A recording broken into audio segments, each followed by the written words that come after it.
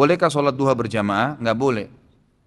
Ya, jadi sholat berjamaah itu hanya sholat yang Nabi SAW contohkan, seperti sholat tahajud, sholat tarawih, gitu kan, sholat jenazah. Nah itu memang berjamaah, sholat gerhana itu berjamaah.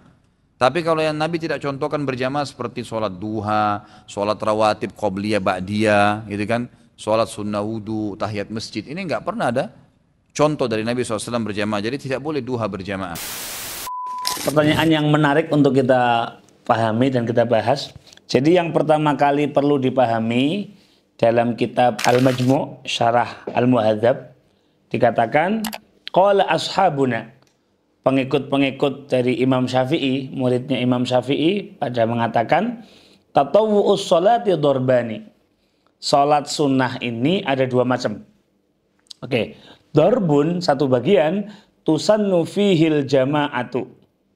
Satu sholat yang disunahkan untuk berjamaah. Apa saja itu? Wahwa al-id, sholat id, idul fitri, idul adha, wal kusuf, sholat gerhana, wal istisqa, sholat minta hujan, wa kadza at-tarawihu alal asah.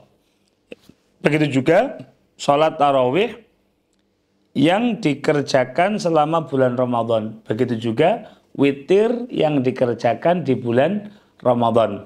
Wadharbun, sedangkan bagian yang lain itu la tusanul jamaah, tidak disunahkan jamaah, lakin lau fa'ala jama'atan sahha.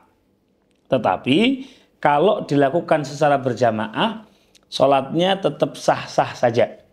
Artinya dari statementnya Al-Imam Nawawi ini kita bisa mengambil satu kesimpulan, sholat sunnah itu ada yang sebaiknya jamaah, seperti sholat id, sholat kusuf, sholat istisqa ya, tarawih, dan juga sholat witir di bulan Ramadan. Adapun selainnya, sholat duha, qobliyah, ba'diyah, witir di selain bulan Ramadan, misal sholat sunnah wudu, sholat sunnah tahiyat al-masjid, atau ketika hendak melaksanakan ihram, gitu, itu tidak disunahkan berjamaah. Akan tetapi ketika dikerjakan berjamaah, sholatnya tetap sah. Lebih lanjut, dalam kitab Bugyatul Mustarsyidin, juz 1 halaman 136, dikatakan di situ, tubahul jama'atu, diperbolehkan melaksanakan sholat jamaah fi nahwil witri wat tasbih, di dalam sholat yang tidak disunahkan berjamaah, seperti sholat witir di selain Ramadan, wa tasbih, ataupun sholat tasbih. Fala karohata fi dzalika wala thawaba.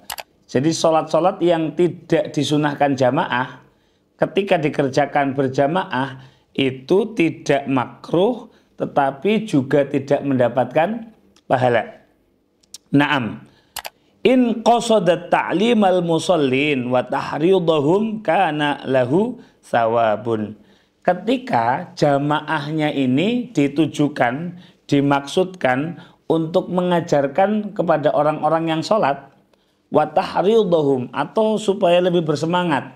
Misal, ini kalau dikerjakan sendiri-sendiri, duha tadi, kalau sendiri-sendiri pada nggak semangat, atau bahkan nggak sholat sama sekali, tapi ketika dikerjakan berjamaah, yang ada pada tambah semangat. Dikerjakan berjamaah, padahal duha ini tidak sunnah berjamaah, maka boleh, bahkan kana lahu thawabun, jamaahnya ini mendapatkan pahala. Wa ayyi thawabin bin niyatil hasanah, dan mendapatkan pahala karena niat yang baik tadi, niat untuk mengajar, niat untuk menyemangati dan sebagainya.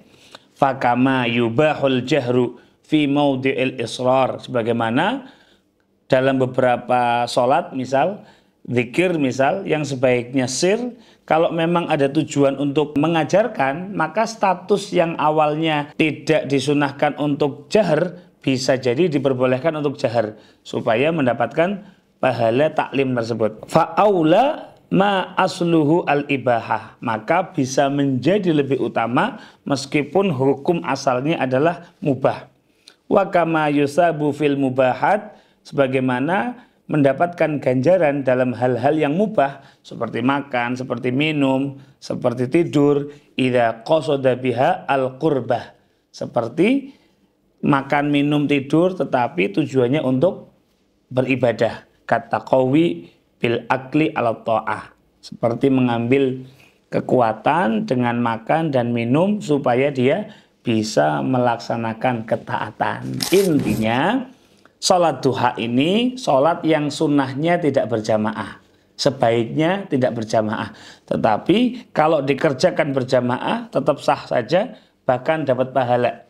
Kalau memang tujuannya adalah mengedukasi, menyemangati, atau mendidik. Caranya bagaimana? Seperti lazimnya sholat jamaah pada umumnya. Ada yang jadi imam, ada yang jadi makmum. Yang imam niat menjadi imam, yang makmum juga niat makmuman lillahi ta'ala. Semoga bisa dipahami dan menjadi ilmu yang bermanfaat untuk kita semua. Assalamualaikum warahmatullahi wabarakatuh.